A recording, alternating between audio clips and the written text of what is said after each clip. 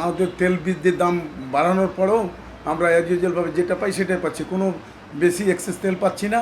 কিন্তু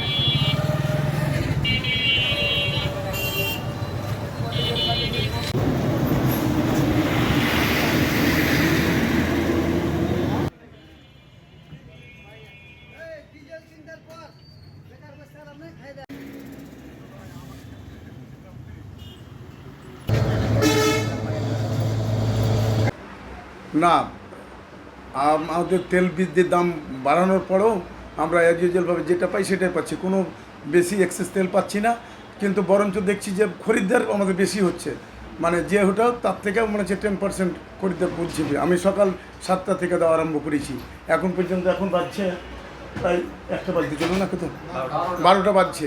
তো দেখছি যে ভিড় আমার আরও আছে, যে পরিমাণ রাস্তায় মানুষ দাঁড়িয়ে থাকে তেলের জন্য সেই পরিমাণেই লোক দেখছি, লোক সংখ্যা কমছে না। আর এই তেলটা ঠিকভাবে ব্যবহার হচ্ছে কিনা সেটা আমাদের দেখার বিষয়, সেটা কিভাবে করছে আমরা অ্যাপসে করেও আমরা সামাল দিতে পারছি না। তো আমাদের যেটা পাওনা, আমরা চাইছি বেশি তেল বৃদ্ধি দেওয়া হোক, যদি এটাকে করা যায় পাবলিককে, প্রতিটা পাম্পে, আমার না ব্যক্তিগত, আমার না, নবাবগঞ্জের প্রতিটা পাম্পকে বেশি পরিমাণের তেল দেওয়া হোক, তাহলে বুঝতে পারা যাবে যে তেলের কোথায় আসছে। আর এমনি এখন কিছু আমরা বুঝতে পারছি না, মানে যে